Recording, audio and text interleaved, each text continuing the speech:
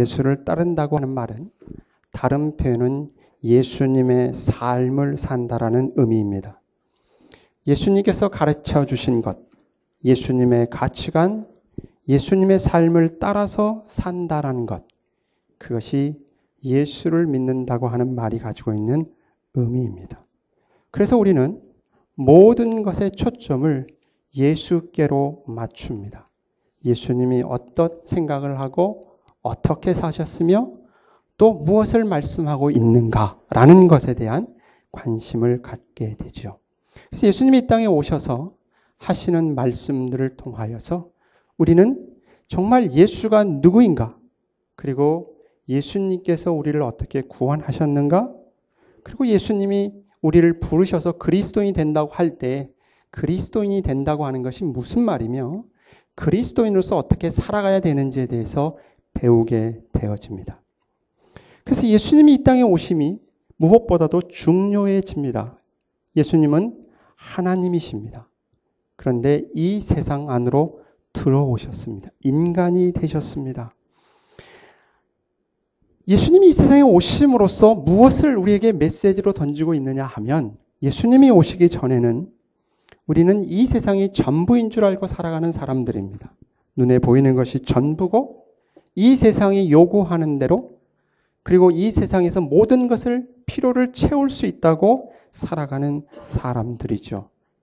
그러나 예수님이 이 세상에 오심으로써 우리에게 던지는 가장 큰 메시지는 뭐냐 하면, 너희가 보는 세상이 전부가 아니다. 인간은 세상의 필요와 요구 속에 살다가 그냥 죽어가는 존재가 아니다 라는 사실을 가르쳐 주죠. 그러면서 우리에게, 유한의 시각을 갖고 있는 우리에게 영원한 시각을 허락합니다.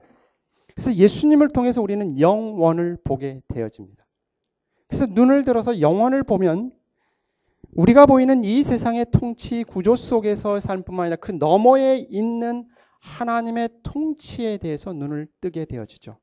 그래서 하나님의 통치는 영원한 시각을 우리에게 허락한 거예요.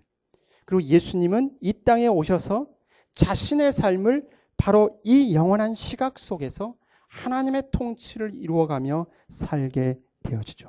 그것이 하나님의 나라라고 하는 개념입니다.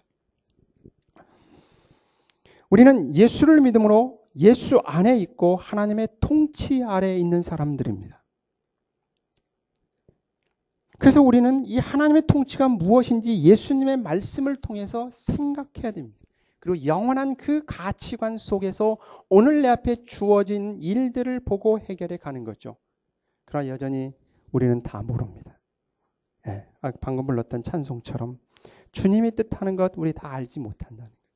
그러니까 우리가 분명하게 믿는 것은 온 세상의 주인인 그 하나님의 통치가 예수 그리스도를 통해서 이 땅에 들어왔고 그 영원한 통치는 반드시 승리할 거라고 하는 그 사실을 믿기 때문에 오늘 우리는 예수를 믿는 자로서 예수님께서 우리에게 요구하는 삶을 살아가고 있다고 하는 사실입니다. 자, 그 부분의 얘기를 오늘 본문에 주어진 말씀을 통해서 좀 쉽게 풀어보도록 하겠습니다. 오늘 본문 주어진 말씀 9장의 앞부분을 보게 되어지면 예수님께서 예루살렘으로 갑니다. 예루살렘으로 올라가려고 합니다. 예루살렘으로 올라가는 이유가 무슨 이유냐면 죽기 위해서 갑니다. 그럼 죽음이라고 하는 것은 인간에게서는 끝입니다. 이 세상에서는 죽으면 끝입니다. 그게 전부이죠. 그러니까 죽지 않으려고 애쓰고 그 죽음 아래에 있어서 어떻게 삶을 살 것인지에 대해서 고민하며 거기서 요구하는 대로 우리는 세상의 요구에 쫓아가는 삶을 살게 되지요. 근데 예수님은 죽으러 갑니다. 예수님은 죽기 위해서 오셨습니다. 왜냐하면 그것이 끝이 아니긴다는 사실을 예수님은 아셨기 때문이죠. 우리를 살리기 위해서, 영원한 시각으로 우리를 살리기 위해서, 하나님의 통치를 온전히 이루기 위해서, 그 통치 아래 이 땅의 삶을 살아가도록 하기 위해서 예수님은 죽으러 갑니다. 제자들은 그걸 모르죠. 예수님께서 말씀합니다. 나가 이제 죽는다. 그럼에도 불구하고 제자들은 거기에 대해서 별로 깨닫지도 못하고 관심도 갖지 않습니다. 오죽 답답했으면 44절 말씀에 이렇게 얘기합니다. 너희는 이 말들을 귀담아 들어라. 인자가 곧 사람들의 손에 넘겨질 것이다. 귀담아 들어라. 제자들에게 하는 얘기입니다. 지금 거의 이제 3년 가까이 제자들과 함께 행동했고 이제 예수님은 예루살렘으로 가서 십자가에 못 박혀 죽을 그 마지막 어간에 있지요. 그때 지금 예수님이 제자들에게 하는 말, 좀 귀담아 들어라. 근데 여전히 제자들은 모릅니다. 그 말의 의미도 모릅니다. 그러나 예수님은 그 영원한 시각 속에서 자신이 해야 될 일들을 위해서 예루살렘으로 죽으러 가죠.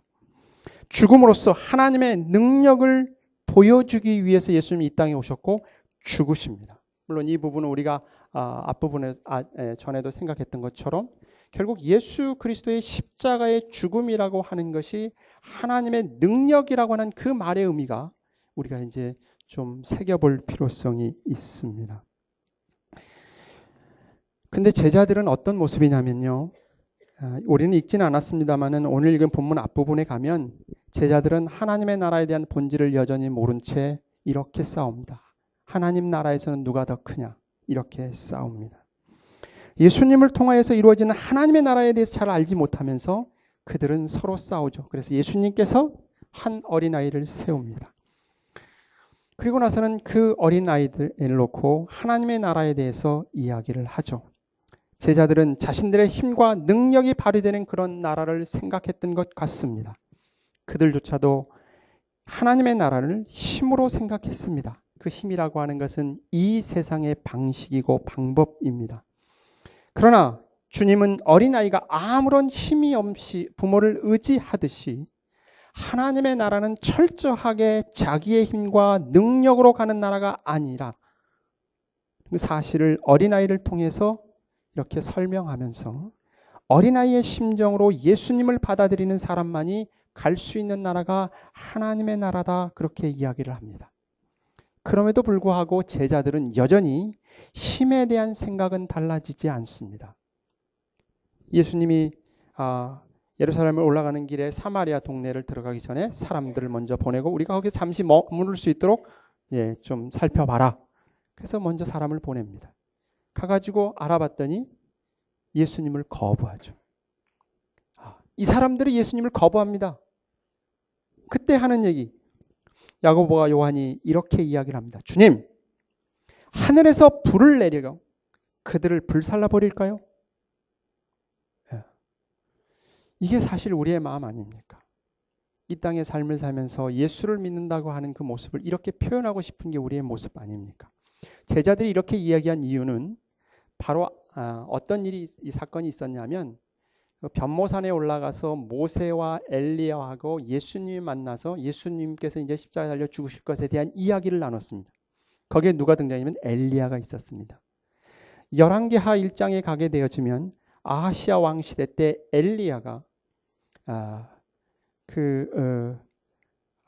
하나님의 사람으로서 선지자로 활동할 때에 아하시아 왕이 엘리야를 잡아오라고 합니다. 그때 50부장하고 50명을 보내죠. 근데 하늘에서 불이 내려 그들을 다 태워 죽입니다. 2번이라는 그 사건이 있었거든요. 그러니까 제자들은 이 사건을 기억했던 것 같습니다. 그래서 주님, 하늘에서 불을 내리게 해서 그들을 다 불살라 버릴까요? 여전히 제자들은 하나님의 나라에 대해서 온전히 이해하지 못하고 세상적 방법으로서 지금 생각하고 있는 것을 보게 됩니다. 예수님은 하나님의 나라를 이루기 위해서 지금 십자가에서 죽으러 가는 겁니다. 바보처럼 정말 힘없이 인간의 손에 재판을 받고 죽으러 가면서 그걸 이루어 가면서 지금 고난에 대한 이야기를 하고 있는데 제자들은 거기에는 관심이 없습니다. 그건 있을 수 없는 일입니다. 그들은 힘으로 자신의 의지를 관철시키고 반대하는 자를 굴복시켜서 승리하는 것이 하나님의 나라라고 생각했던 것 같습니다. 근데 예수님은 단호히 거부하고 꾸짖죠. 제자들을 나무랍니다. 그것은 예수를 따르는 자의 모습이 아니고 하나님의 나라의 모습이 아니다. 그렇게 설명을 합니다. 때때로 예수를 믿는다고 하면서 이 세상의 삶을 살아가면서 정말 이렇게 불이 내려와서 화끈하게 했으면 좋겠다는 생각을 많이 해보게 되어집니다. 그러나 그것 또한 이 세상에서 받은 유혹이라는 생각이 오늘 예수님의 말씀을 통해서 우리가 생각해 보아야 될 내용입니다. 하나님의 나라에 대한 무지는 제자들로 하여금 가장 믿음 있는 것처럼 말씀하고 있지만, 그러나 예수님은 단호하게 거절했다고 하는 것을 통하여서 예수님이 우리에게 말씀하고 있는 하나님의 나라와 하나님의 능력이 무엇인지에 대해서 다시 한번 생각해 보게 되어집니다. 그분은 영원한 시각으로 오늘 우리의 현실을 보도록 요구하고 있습니다. 그래야 진정한 하나님 나라의 통치를 누릴 수 있고 승리할 수 있다라고 말씀하고 있습니다.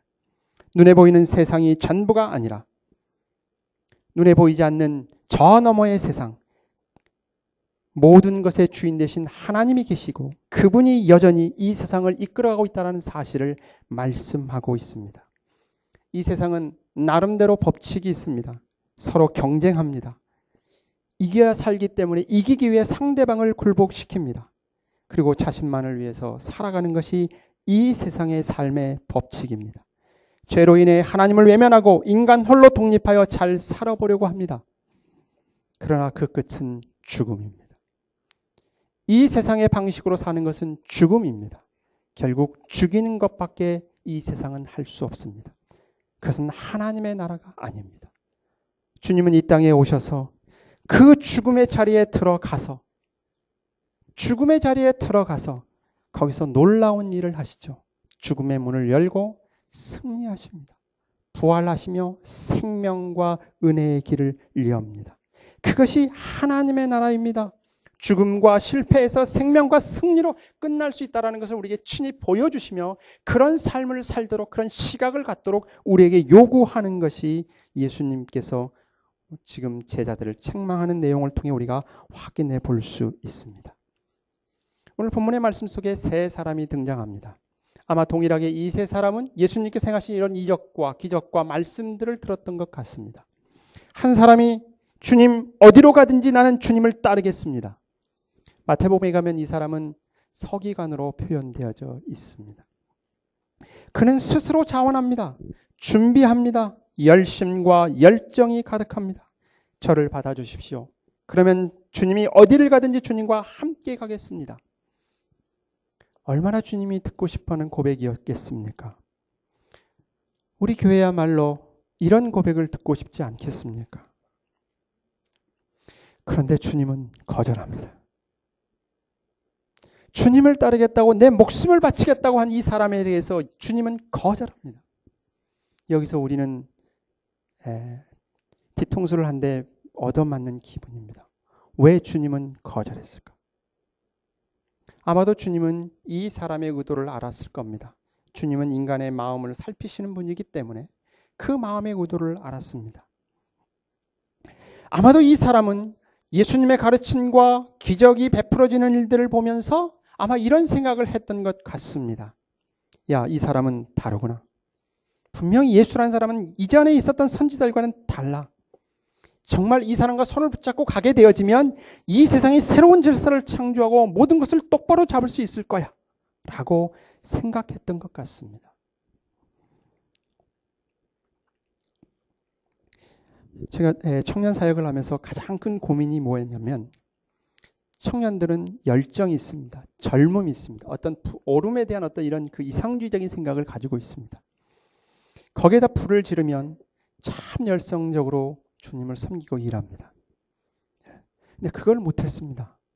저는 그걸 못하겠더라고요. 왜냐하면 복음의 본질이 뭔지를 알았습니다. 잠시 청년들을 움직여서 교회를 활성화시키는 것, 있을 수 있죠. 추억을 만드는 것도 있는데 복음의 진정한 의미는 그것이 아니다라는 사실을 알게 되어졌습니다.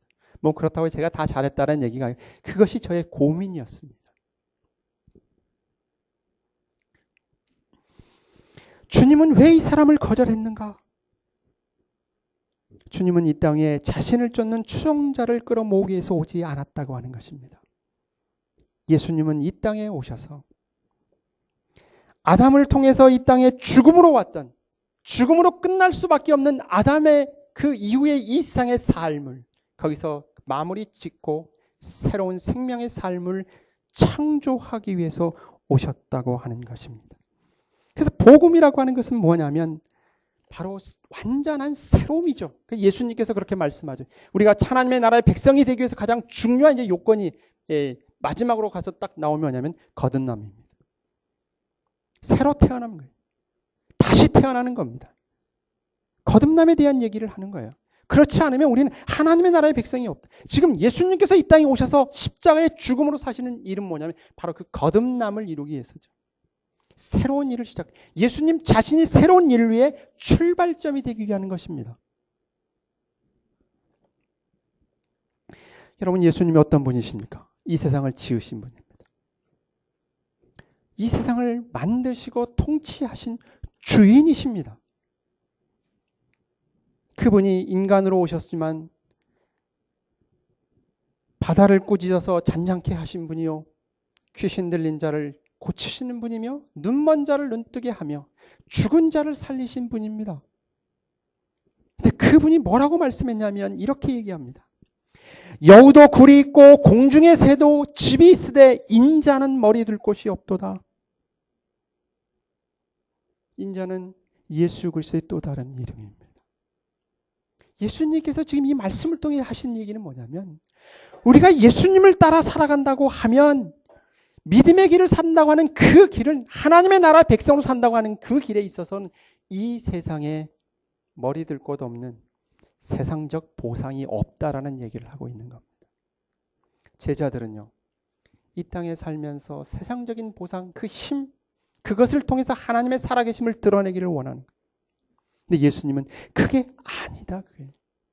그리고 너는 오지 마라. 이게 예수님께서 우리에게 주시는 말씀입니다. 뭐 이 말씀을 여러분 오해하지 말기를 바랍니다.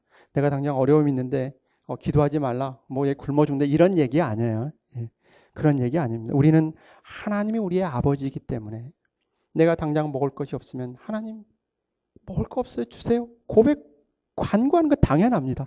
그런 차원의 얘기가 아니라는 것을 먼저 말씀드리고, 혹시 믿음을 처음 시작하는 분이 오해가 생기면 만약에 궁금하시면 따로 질문하시기를 바랍니다. 여기서 말하는 것은 그런 의미가 아니고, 우리가 이 땅 위에서 예수님을 따라 하나님의 나라 안에 있다고 하는 것이 무엇을 의미하는지를 말씀하고 있어요. 영원의 시각을 갖지 않으면 이 삶을 살 수 없죠. 지금 예수님은 지금 이 세상에 오셔서 하신 일이 뭐라고요? 죽으러 갑니다. 그처럼 자신이 만든 인간, 자신이 구원하기 위해서 온 그 인간의 배신을 당해서 고소를 당하고, 그리고 그 손에 죽습니다. 왜요? 그 길이 가야 그 다음에 뭐요? 부활이 있기 때문에, 사람을 살릴 수 있기 때문에. 결국 예수님은 눈에 보이는 것이 전부가 아닌 새로운 질서와 통치가 있다. 그것은 하나님의 나라다. 그 하나님의 나라, 온 세상의 주인이신 하나님을 보게 하지요.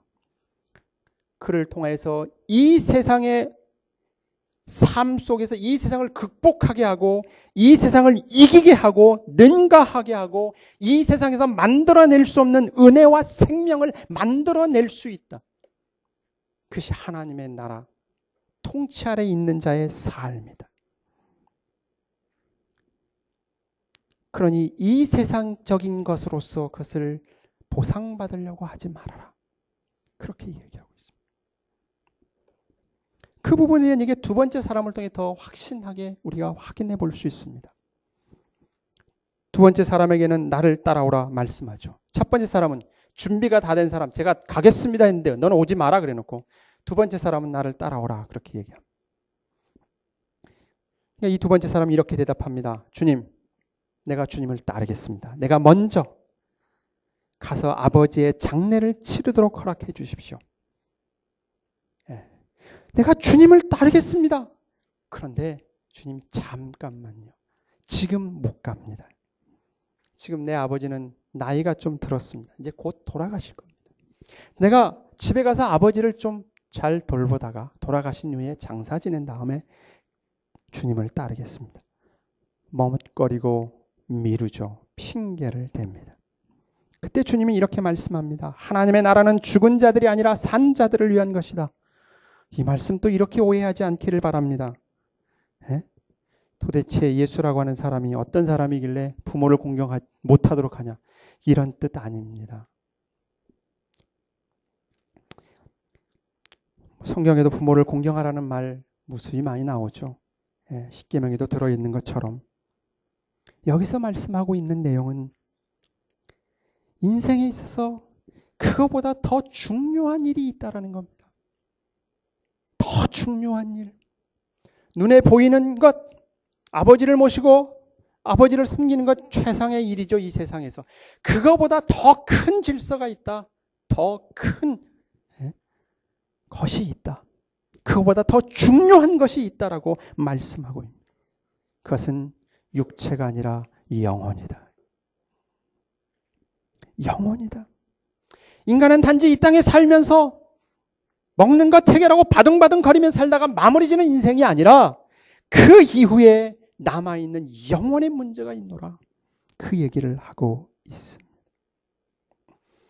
예수님은 이 땅에 오신 것은 육체적 구원을 위해서 오신 것이 아니라 우리의 영혼의 구원을 위해서 오신 겁니다.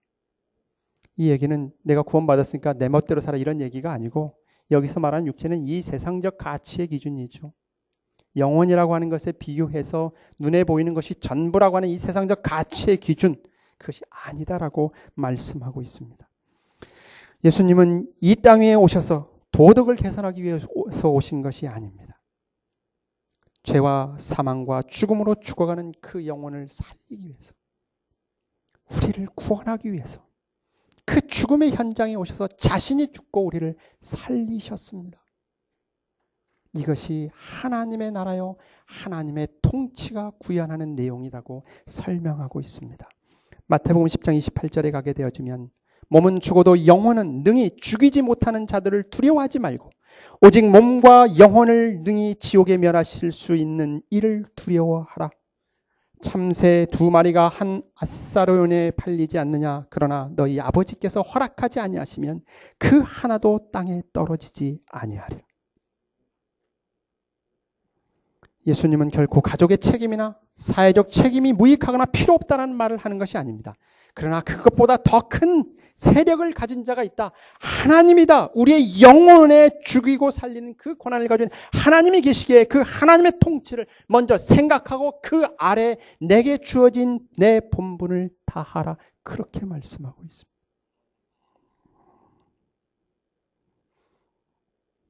세 번째 사람에게 있어서 주님께서 부르셔 나를 따르라. 세 번째 사람은 이렇게 대답합니다. 주님을 따르겠습니다. 하지만 먼저 가서 식구들에게 작별 인사를 하게 해주십시오. 그때 주님은 이렇게 대답합니다. 손에 쟁기를 잡고 뒤를 돌아보는 자는 하나님 나라에 합당하지 아니하니라. 쟁기를 잡고 뒤를 돌아보는 자에 대한 이것은 유대인들의 속담이었다고 합니다. 뭔가 일을 결정할 때 양쪽에다가 양발을 딛고 있는 경우에 대해서 이 비유를 설명한다고 합니다. 속담으로.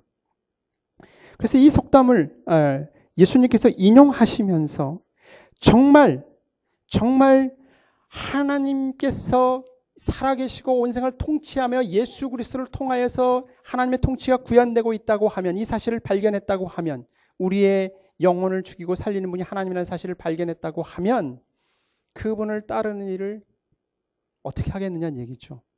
어떻게 해요? 내 목숨을 다 내고 가야죠. 그래서 이 말씀을 통해서 우리에게 주시는 것은 무엇이냐면, 주님을 따른다고 하는 것은 우리의 모든 인생을 다 내어 맡기는 것을 설명하고 있습니다. 쟁기를 지고, 요즘은 이제 그 기계로 합니다만은 예전에 쟁기로 이제 소가 끓일 때 쟁기를 붙들고 있으면 앞을 봐야 똑바로 가지 뒤를 보면 삐뚤바뚤 간다는 얘기 아닙니까? 그래서 이 말씀을 통하여서 주님께서 우리의 모든 인생을 주님께 내어 맡기고 그 다음에 앞을 보고 어떻게 하라고요? 쟁기를 갈라 얘기 아닙니까? 예수를 믿는 자라고 하면, 예수님의 가르침을 따라 산다고 하면 예수께서 하신 그 말씀과 그 복음의 내용을 내 자신의 삶을 통해서 살아가도록 요구하고 있다고 하는 사실이죠.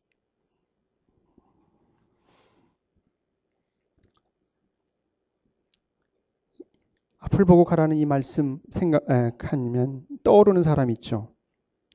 누가복음 17장에 보면 이런 말씀이 있습니다. 32절 33절 롯의 아내를 기억하여라. 누구든지 자기 목숨을 얻으려 하는 자는 그것을 잃을 것이요 누구든지 잃는 자는 그것을 보존할 것이다. 롯의 아내죠. 뒤를 돌아보았던 사람. 예. 이것을 우리와 비유하는 것이죠. 자기의 목숨을 생각하는 사람. 이게 이 세상의 관점이죠. 내 목숨을 생각하는. 그것은 답이 없다 그 얘기입니다. 왜요? 예수 그리스도 안으로 들어오지 않으면 이 하나님의 영원한 통치 가운데 누리는 행복과 기쁨과 감사를 누릴 수 없기 때문이죠. 네. 그래서 늘 촉구하는 거죠. 예수 안으로 들어와라. 그리고 그 예수 안에서 삶을 살아가라. 그러면 다시 우리는 첫 번째 던졌던 질문으로 갑니다. 우리는 예수를 믿기 때문에 여기 모였습니다. 그럼 도대체 예수가 누구인가? 예수가 누구이길래 오늘 내게 주어진 이 삶의 현장 속에서 그 예수가 나의 위로요, 힘이요, 용기가 되어지는가라고 하는 것이죠. 예수님은 하나님의 아들로서 이 세상에 들어오셨습니다. 왜 오셨냐면 우리를 살리기 위해서. 그리고 쓴 자리가 어디죠? 우리가 서 있는 죽음의 자리입니다. 그 사망의 자리에 서서 예수님은 우리를 위해 죽으셨습니다. 그것이 끝이었으면 우리는 예수를 믿을 필요가 없습니다. 예수님이 우리의 힘이요, 용기요, 위로도 되지 않습니다. 우리의 소망도 되지 않습니다. 우리는 여기 모일 필요가 없습니다. 예배할 필요 없습니다. 그런데 그 주님이 궁극적인 멸망의 자리, 그 죽음의 자리를, 사망의 자리를 뒤집어 놨습니다. 그리고 생명의 자리로 바꿨습니다. 부활의 자리로 바꿨습니다. 그리고 그 자리로 우리를 이끄시죠. 그 우리는 이 길을 가야 돼요. 어떤 자리죠? 죽음과 사망의 길을 건너 부활의 자리로 가야 되죠. 이것이 오늘 우리의 삶 속에서 가져야 될 위로와 힘이 바로 이것입니다. 주님께서 그 일을 하셨다고 하면 그것이 우리의 소망이라고 하면 궁극적으로 우리의 생을 마치고 죽음의 자리에 가서도 두려워하지 않고 그를 뛰어넘을 수 있죠. 근데 그거는 이후의 일이라고 하면 지금 당장 나에게는 어떤 위로가 있는지. 주님께서 그 일을 하셨다고 하면 오늘 내가 서 있는 이 자리가 여러분이 살고 있는 삶의 현장이 지옥 같은 삶 아닙니까? 죽음과 같은 삶, 사망의 음침한 골짜기를 거닐고 있다고 하더라도 그 주님이 어떻게 해요? 그 사망을 생명의 자리로 부활로 자리로 바꿨다는 걸 믿는다고 하면 오늘 우리는 이 말씀이 위로가 되고 힘이 되어지고 용기가 되어지며 오늘 주님을 따라 내가 살아가야 되는 삶에 있어서 어떤 결정을 내려야 되는지를 보게 되지요. 우리는 이 세상에 살고 있습니다. 세상으로부터 계속적으로 공격을 받습니다. 예수를 믿는다고 하면 공격을 받습니다. 계속해서 공격 올 것입니다. 이 세상의 세력은. 네, 아니라고요? 한번 생각해 보십시다. 이 세상이 어떤 세력입니까? 예를 들면 힘으로 출세라든지 이런 것도 있죠. 그런 것도 이 세상의 세력입니다마는 비난도, 증오도, 보복도, 야비함도, 더러움도 이게 다 이 세상의 세력입니다. 예수님은 그 모든 것들을 받고 십자가에 죽으셨습니다. 그리고 우리에게 생명을 주셨습니다. 사랑과 용서와 격려와 인내와 참음과 우리가 찬송 불렀던 것처럼 아는. 그리고 이것이 하나님의 나라다.